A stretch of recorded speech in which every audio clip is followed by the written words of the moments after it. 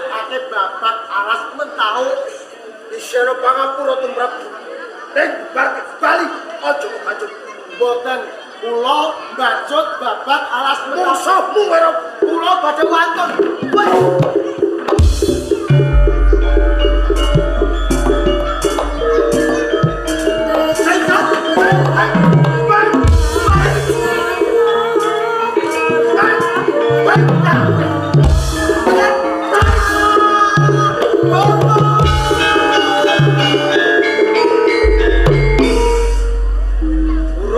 Urung kowe wadul karo pemanan.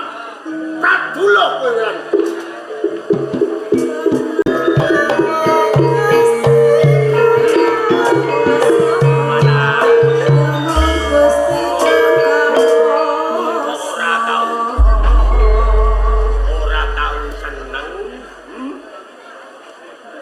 Upama mbiyen kaya ngono kena mergo urung keturutan atine. Saiki wis keturutan. Alas mentau wis dipasrahno pemanan. Kejaba saka kuwi sedulur-sedulurmu padha nyengkulung. Tuladhane Pramonca, Penjawi kabeh padha nyengkulung lekase adi pemanan jroning yasa cikal bakal babat alas mentau. Leres kok Kakang. Perkawis menika boten sisa pun pikir. Kula niki mpun adoh saka pati. Mung but-bute ngrewangi kalian sedulur kula. Lho nek sampeyan iki sine mung susah lan susah. Jur bocah-bocah sing padha nyambut gawe niki terus pripun ta? Ya kuwi mergo aku ngrumangsani direwangi bocah-bocah kalbu sedulur-sedulur. Tandon pangan iki entek. Sapa wonge sing ora kuwi? Pramonca menawa karepe nyengkuyung bebantu karo sedulurmu pemanan. Kuwi sing tenanan tegese ora mung bantu donga lan tenaga, ya dibantu ngenani prabeya. Tembunge sedulurmu ngenani tandon pangan. Saana-anane lak kaya ngono. Waton kenceng tekad lan niat saged mujudaken menapa ingkang pun Joko Merpati. Wis ora ana tandon pangan sisa-sisa kanggo bocah-bocah hidup babat wis entek apa piye to iki? Ora nek nggih pikiran kok kakang mboten enten pun. Wis. Pemanan upama kaya ngono ya dianggep tirakat. Upama kurang maem, kurang apa wae bocah-bocah kuwi wis do ngerti kahanane pemanahan. Aja rumangsa salah to karo bocah-bocah iki. Ngoten nggih ngoten. Neng menapa mentala nek kula nyawang bocah-bocah babat terus kluwen iki sing kula iki. Perkara iki aja dipikir dhewe, mengko dipikir bareng-bareng. Pramonca, Penjawi, ale dipikir bareng-bareng ngono lho. tandon pangan yen pancen kurang mengke kula tak budidaya kok. Waalaikumsalam.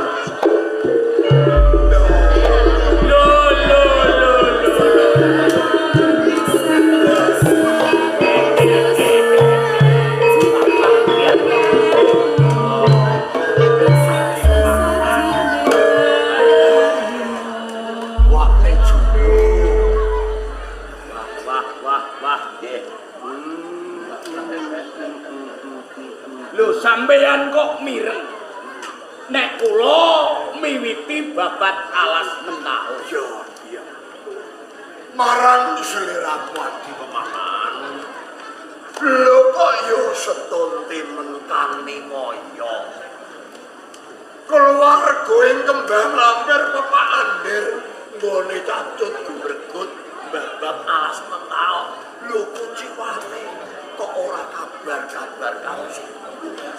Nggih ngapunten. Jengen kula tiyang niku Mboten mentala menawi ngrepoti kali sederek. Kaya Sak kiat-kiat kula nggih kados ngatenipun kawontenanipun. ngono. Ya yen pancen kaya ngono wong tuwa ora bisa ngluputake sliramu. Ya sing luput sing luwih tuwa. Kaya to siwakne juru merpati. Lho kok kebangetan. Napa kula niki pun boten dipunanggep sedulur, boten dianggep keluarga. Urung. Ora teges lae sedulur ki urung ngabari kowe. Ah mengko nek wis wayahe nampa kabar lak ya dikabari kok. Niku kok Lah sajae kok bareng karo bojo kaya nganten anyar. niki wau wonten rejeki sekedhik. Lah piye to? Nggih, anggere sampeyan kula ken blonjo tumbas beras. Lho kula ken liwat. Ngirim to. Alhamdulillah. Rezeki teko ora dinyono-nyono. Pemanan kene pemanan. Nggih, nggih. Sareng-sareng. Ya to? Nggih. Gusti Allah kuwi paring rezeki dalane lewat apa? Ora ana udan ora ana angin dulurmu mara rene ngirim sing maune arep ora mangan dadi mangan. Lho, sareng-sareng di Oh, nggih, nggih. Nggih, Kakak. kene. Wis. Padha dirapi ya. Wah, ini lali. Iki jangan apa iki? Iki jangan gori. Sing masak sapa? Nggih kula. Omayan anak Sik to. Iki jangan wis pirang dina iki. Rupa telung dina kula kat-katnya. La ilaha illallah. Masak telung dina janji adem kok panasi meneh. Janji adem kok panasi meneh. Layak disawang katon bededek kene lho. Bededek. Dasare jangan gori. Gori telung dina dingat-ngat ya dadi bededek ngene. Ning wong anane iki ayo dadi pangan. Monggo kita bededek wong peteng kelih monggo bareng-bareng. Ayo kita bojone ditandingi kok.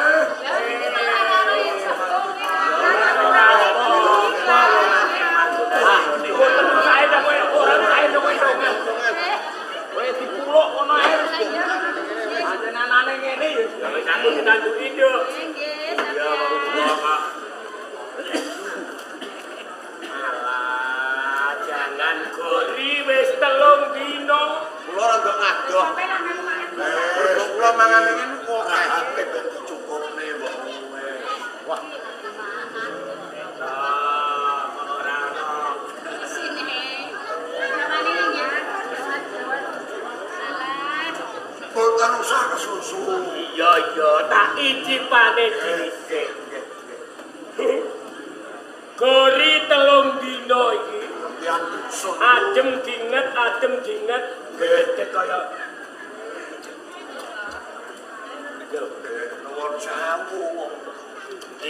Wong desa niku nggih Pripun? ngoten. Ya kok malah sedep ngene. nggih. Gurih Kakang. Loh, Dia kaleng guru. Enak kalau iya. Jangan gori sedep nggih. Kula kecap-kecap Gureh. Sampeyan niku menyang Gureh. Ora iki apa anane kok. Nyatane ilate wong sakmene ya padha. Iki kelebu aneh iki.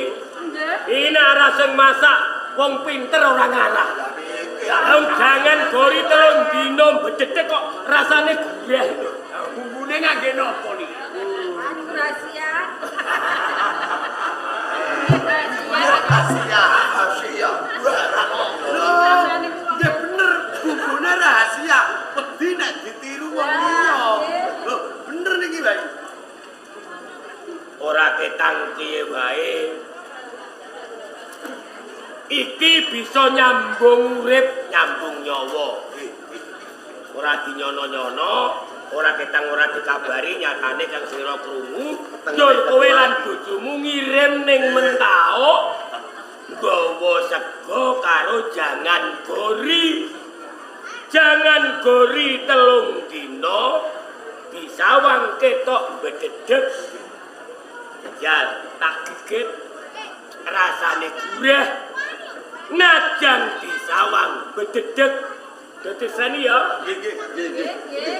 Jangan iki kena diarani jangan gudeg.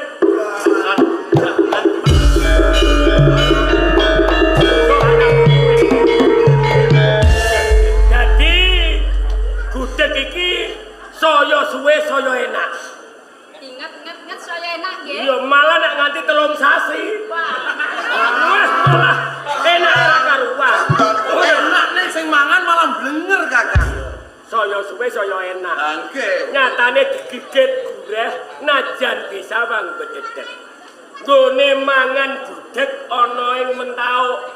Besok gudeg kena kanggo pangrupa jiwa kawula ing Mentau.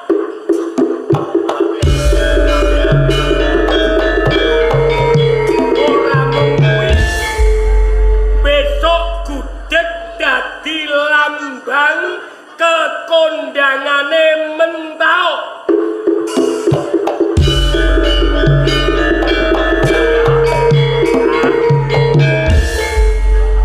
Kakang Giring, Arep pemana? matur nuwun. Jalaran sampeyan pun kersa ngirim le kula babas alas Mentau. Iki ora tak pangan saiki. Lho lah minyak. Ben saya enak tak pangan nek wis kliwat kopi tong dina. Tak gawa mulih dhisik. Arep tak pamerno bojoku gak iso masak ngene iki. Iya gak iso. Wah, saya tak simpen saya rapet saya enak. Kowe nek sampean lali mah kaya semut lho. Lagi iki ana bumbu masak, bumbu rahasia itu lagi. Mestine kudu ngaten. Upama iso gawe bumbu sing enak, Ya, ya aja nganti ngerti. Mbok menawa sesuk bar sesuk ana wong sing kelas yo ngirim tandur pangan ning kene. Mugi-mugi. Lah iya.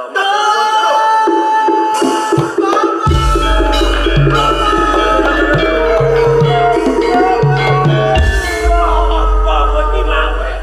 Kena bendo.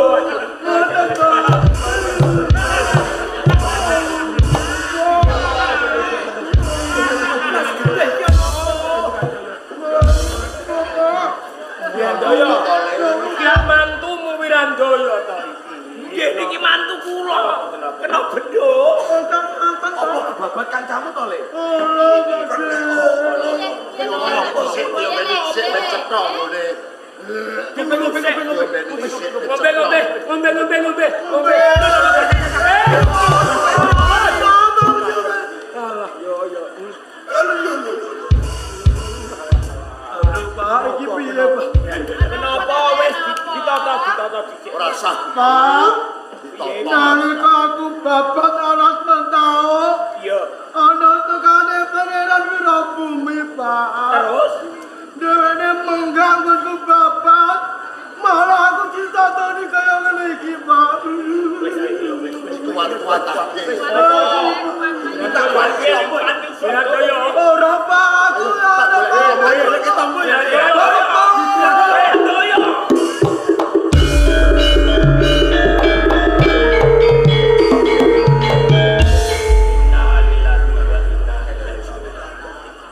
Aja mung disawang ayo do dirupti. Dirupti layone Wirandaya.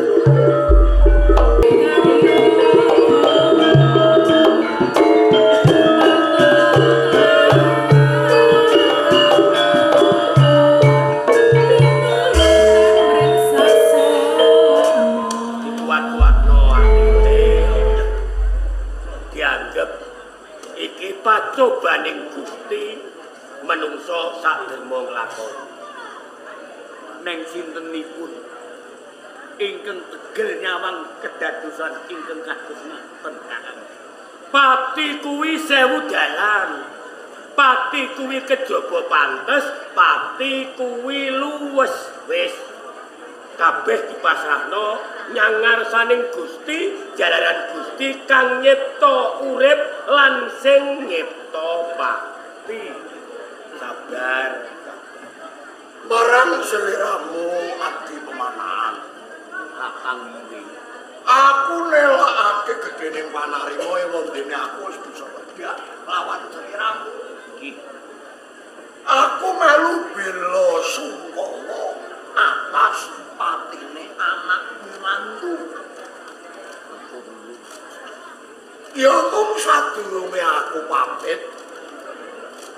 Aku bakal takon Wangsulana ya. Badhe tanglet menawa. Abdi pemanahan kok wis wani mbabak alas mentao. Apa seliramu wis nyuwun palilah karo sing kawogan? Sampun. Oh, tenan. Ya. Ya yen pancen seliramu wis nyuwun palilah karo sing kawogan, guru cukup aku tak nyuwun pamit kelawan Mbak Ayumu ya nderekaken. Nyai. Nggih, pripun? Ngaten nggih, monggo. Lah niki. Ngaten. Tenang. Tidak napa-napa, Mbak. Ya, Di. Wangsulamu mau tenan Jodi. Lah kok mboten?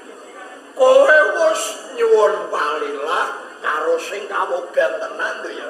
Sampun. Ya, yen pancen wis apa njaluk palilah karo sing kawogan, ya wis.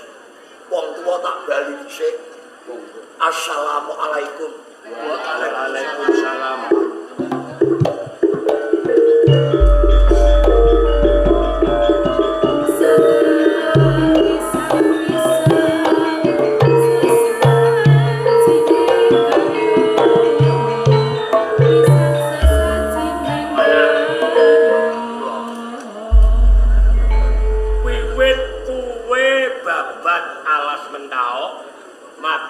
Tumpi teman tumpuk undung kedadian sing tumempuh sambung kanane alas mentau.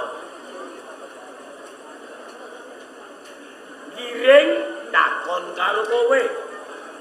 Pemanahan miwiti asa cikal bakal babat alas mentau wis nyuwun palilah karo sing kawogan apa durung? Mbok jawab wis. Nggih. Tegese kowe njaluk palilah karo sapa? Nggih kalih Kanjeng Sultan Hadiwijaya. Lho rak leres ta, Pak? Bener. Ha nggih. Nanging dudu kuwi sing dikarepno Giring. Lah pripun ka ngerti yo? Alas mentau. Panguwasa ndohir. Tegese panguwasa nyata. Kuwi pancen sing nguwasani Sultan Hadiwijaya. Nanging ana kang luwih kuwasa tegese panguwasa gaib sing nguwasani alas mentau. Ora ana liya Kanjeng Ratu Kidul. Apa kowe njaluk palilah karo Kanjeng Ratu Kidul pemanahan? Dereng.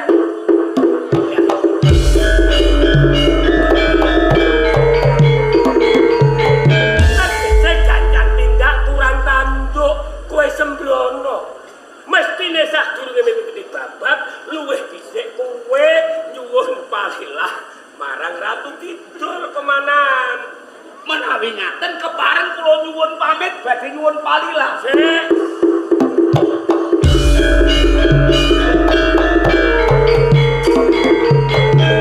Kok kowe nyadet ndur jumangkah aning ndi badhe kepanggih kalih Kanjeng Ratu Kidul nyuwun palilah.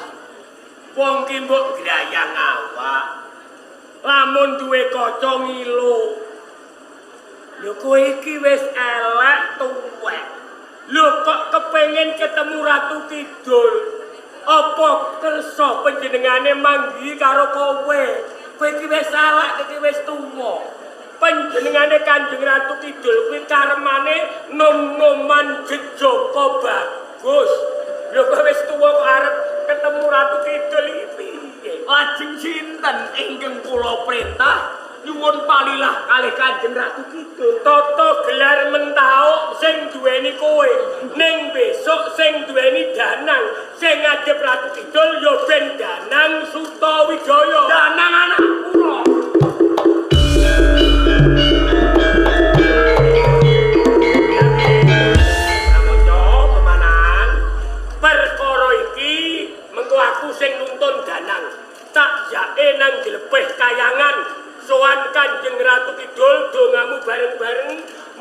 uga Kanjeng Ratu kersa manggi danang.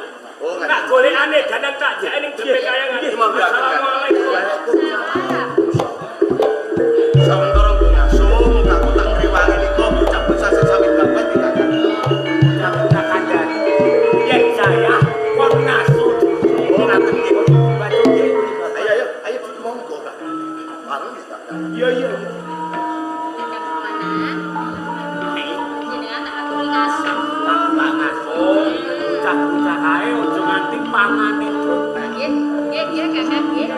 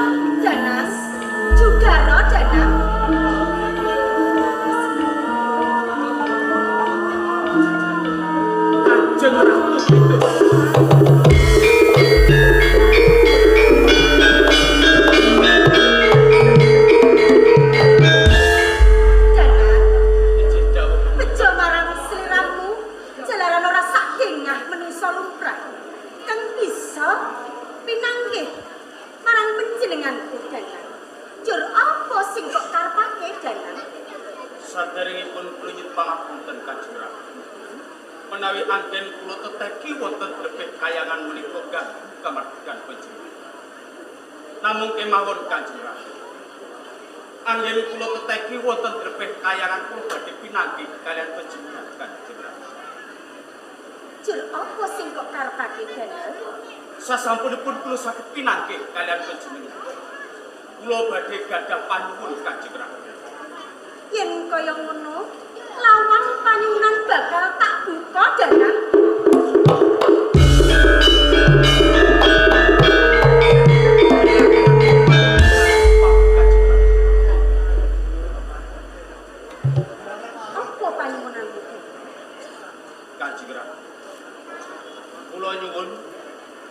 mangkenipun Danang Sutawijaya dados ratu ing tanah Jawi Kanjeng. Bakal kawujudan Danang.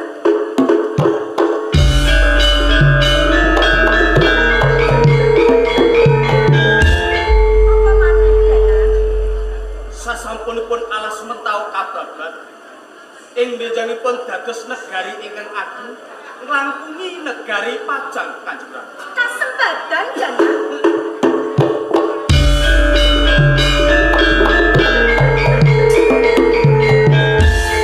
Apa maneh Danang? Sedaya kadang-kadian ingkang derek babat alas mentau pinaringan selamat Kanjeng Ratu. Kelakon Danang.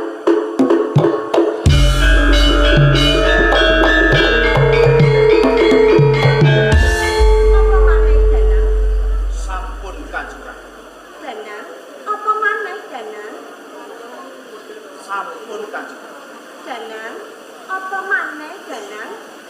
Sampun Kanjeng Ratu. Yen to kaya ngono, lawang pamundutan bakal tak tutup Danang.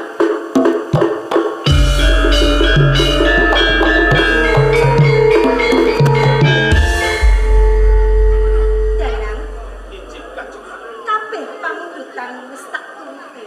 Nanging ing kene aku uga duweni pamundutan marang kowe Danang. Panjenengan badhe ngono menapa Kanjeng Ratu? Kowe kudu gelem lati marang panjenenganku Danang. Kula kedah lelados dumateng panjenengan Kanjeng Ratu. Pancen Menawi kersa panjenengan ingkang kados kula badhe ngladosi dumateng panjenengan Kanjeng Ratu. yen to kaya ngono, panjenenganku njaluk bukti Danang. Ing kene kowe kudu sabuh ladeni marang aku Danang. Namung kemawon Kanjeng Ratu. Saderengipun ing mangkenipun kula lelados dumateng panjenengan. Menawi wonten wicara ingkang bisa ampun atus dados penggal.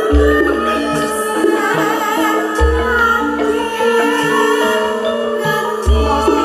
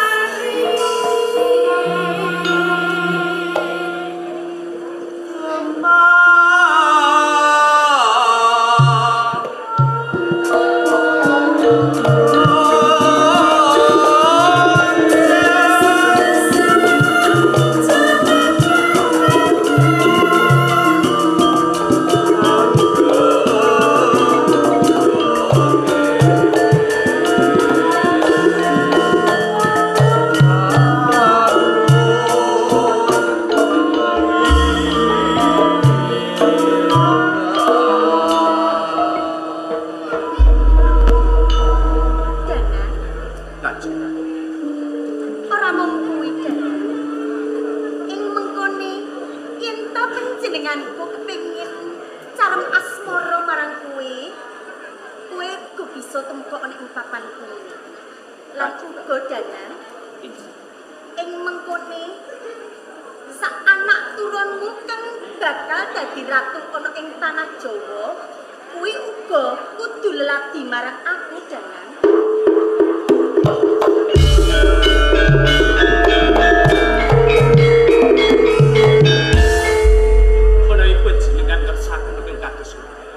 Ingkang abdi namung sedika ing dawuh ing mangkinipun. Sedaya anak turun kula ing mangkinipun saged lelados dumateng panjenengan Kanjeng. Pancen kaya ngono danan. Sak wanci-wanci aku ngersake carem asmara marang kowe, kowe kudu tumeka ana ing blepeh kayangan danan. Sedaya panjenengan panjenengan badhe kula swargi Kanjeng. Yen to kaya ngono cukup semene danan.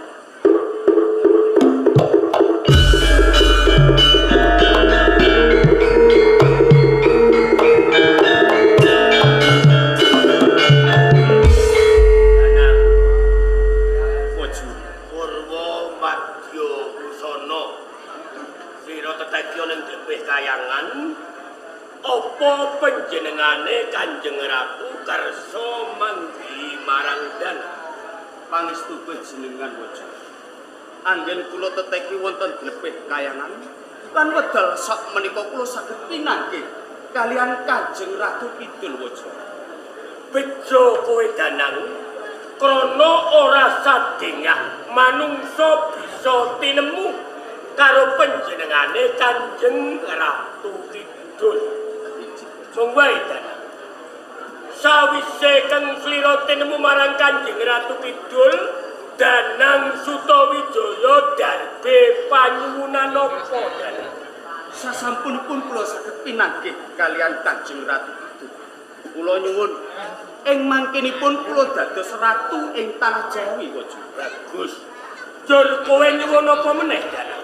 Sasampunipun alas mentau kababat ing benjanipun dados negari ingkang ageng nglangkungi negari Pajang. Apik. Sabanjure danang nyuwun apa? Kadang-kadang ingkang nderek babat alas mentau pinaringan slamet. Terus danang nyuwun nyuwun apa meneh? Sampun. Danang, kowe nyuwun apa meneh, Danang? Sampun, Waja. Sampun. Yo kene kowe ora njaluk waras lan keslametane bapakmu pemanan, Danang.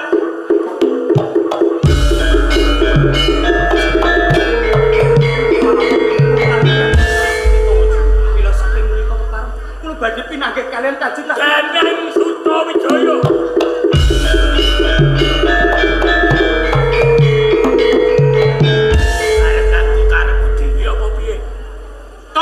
Sopo panjenengane Kanjeng Ratu? Jur kowe arep baleni, ngambali, nyuwun maneh karo Kanjeng Ratu. Ngerti yo, Danang? Lamun lawang panyuwunan kabuka, njaluka apa sing kepengin tok jaluk. Nanging nalikane lawang panyuwunan wis katutup, sengara kowe bakal bisa njaluk maneh. Kalebian perkawis menika, Waja. Sembrono kowe. Kowe kuwi anake pemanan, nganti bapakmu prihatin kaya ngono ora kanggo mulya lan kepenake bapakmu pemanan. Nanging besok sing ngrasake mulya iki kowe. Lho kaya ngono. Kowe kuwi anak kok nganti lali njaluk kanggo waras lan keslametane bapakmu. Sak menika kados pundi, Waja? Wis ngene. Sawetara Bali neng ora usah menggak-menggok. Cocok sembrono. Iji. Wis ayo bali. Monggo-monggo, Waja.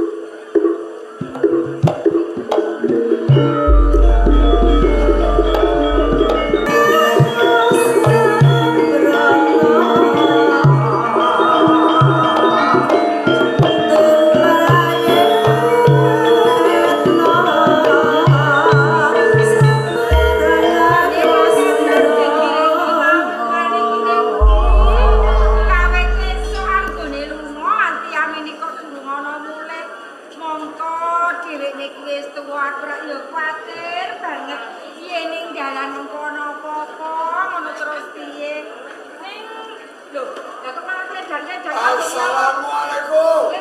Waalaikumsalam.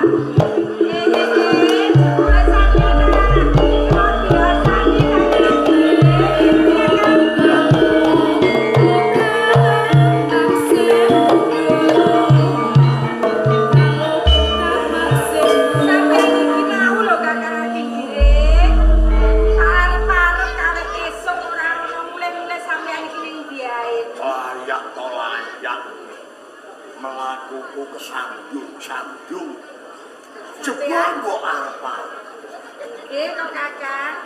Nyai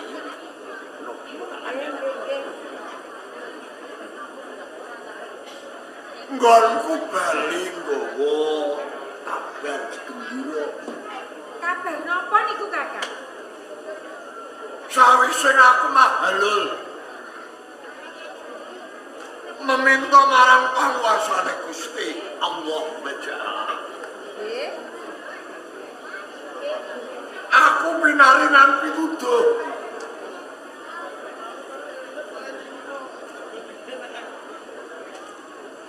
marang sapa wae sing bisa ngupati tegane kelapa ijo sing manglunge ngalor ngetan.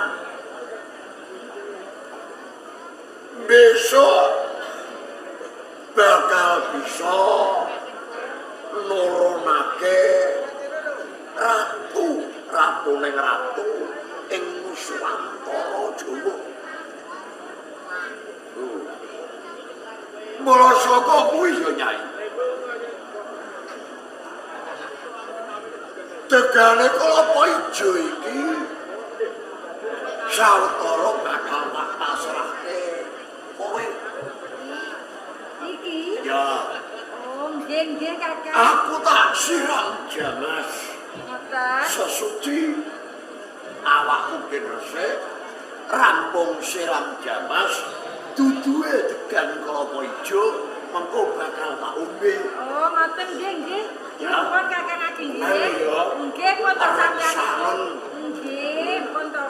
Tak siram jamas dhisik. Oh, ngoten Ya. nggih, monggo-monggo Kakang Ageng. Wah. apike degan klapa ijo iki tak simre dhisik ning mburi.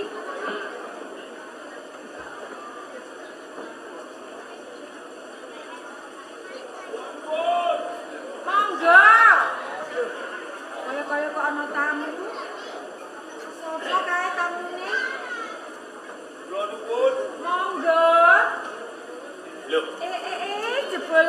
kula Mbak. Di pemanan kene-kene di. Malah saka rumah satu ki mau. Tamune sapa? Jebule sedulure dhewe. Badhe kepanggih kalih Kakang Ki Ageng Giring. Oh, arep ketemu karo Kakang Ageng Giring. Kula mriki kula babat alas mentau ketelak kula badhe nyuwun toya nggih minum. Walah-walah, ya wis yen kaya ngono, enteni ning kene dhisik ya Di ya. Nggih. Tak jipuke banyu. Ngrepoti lho, Mbak. Ora wis ora apa-apa karo sedulur Nggih, dadak. nggih, Ngomong ngrepot. Kula entosi, Mbak. Oh, Nggih. enteni dhisik, Di. Nggih. Wah, tujune aku kelingan yen duwe sedulur Kakang Ki Ageng Giring. Tur Mbak Yu iki nggone ngringkuh sedulur karo aku. Ora mantra-mantra senajan sedulur ning kaya dulur tunggal ketok mungkin. Mbak Yu kok suwe iki njibuke banyu. Apa yo banyune entek? Kesuwen ini ngentari Mbak Yu ya.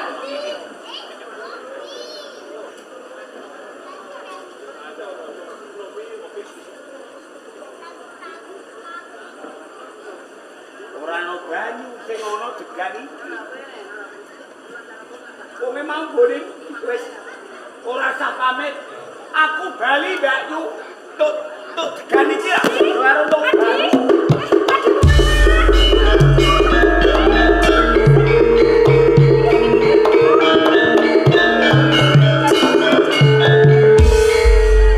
Nggih, Kakang Ageng Giring. Lah kok ngeget-ngegete wong. Kok petrek kuwi kepiye? Kanca, Kula ora usah gugup. Ora gugup lah. ngaten lho Kakang Ageng Giring. Sampeyan kala wau rak nggih meling kalih kula supados simpen kalian degan klapa ijo kala wau. Ning aduh katiwasan Kakang. Lah kok ketewasan piye? Niku wau rak ngaten. Wonten tekane Adi Pemanan. Jare ngandhakake yen rasa ngelak lah tak cipoke banyu ning mburi. Durung wae aku teko ning papan kene malah Adi Pemanan wis gawa degan klapa ijo digawa lunga. Tekan kowe ijo.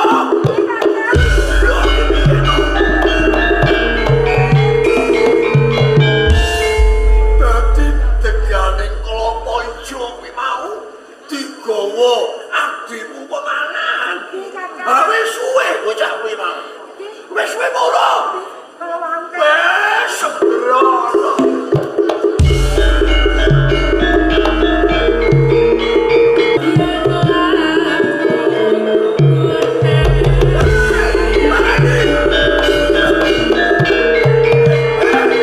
Adi Pemanan, Kakang Ki Ageng Giring. apa ijo kuwi darbekku? Nggonku ngopati ngrekoso. Lho bejane kok tiba kowe iki kepiye to, Dyek? Lha wong perkawis degan mawon. Lah niki kula rak dulure sampeyan. Ya, Umpama degan siji wae ndak sampeyan gelo ngoten. kowe ora degan sebane aku njaluk turun siji iki. Siji durung dadi, Loro. loro durung jodoh. Kakang.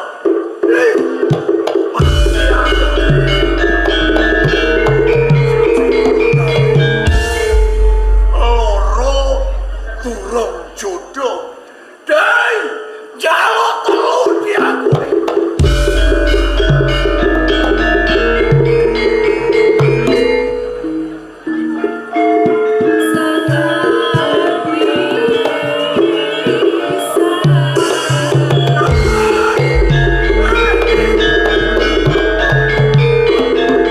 Ae ngono, aku njaluk telu di. Telu durung gelem melu. Lah ngono aku njaluk papat di papat. Papat durung kuat. Papat durung kuat.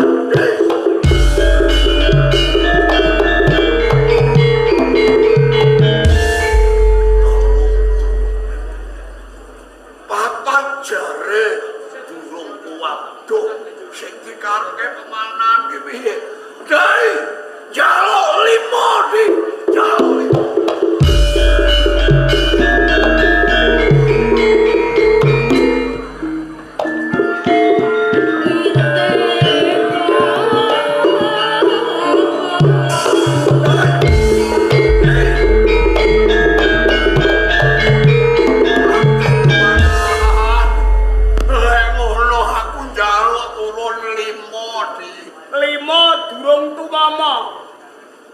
Njaluk turun 6 di. 6 durung gelem. Aku njaluk turun 7 di. Allahu alam.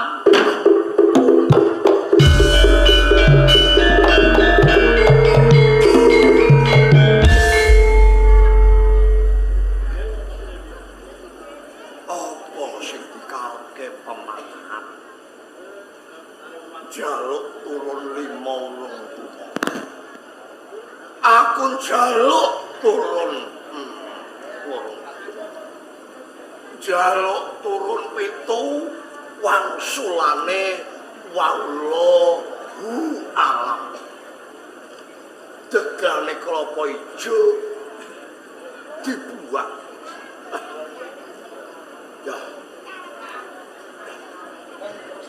Ya pancen mbok menawa kabeh kuwi mau wis teko titiwan cilik. Yen adi penganan bakal pikantuk kamukten. Ya. Lamun adi pemanan sing antuk kamukten. Mosok kok tega kelawan wong tuwa. Ya. Lek ngono tak ujek tak buntuti saka mburi.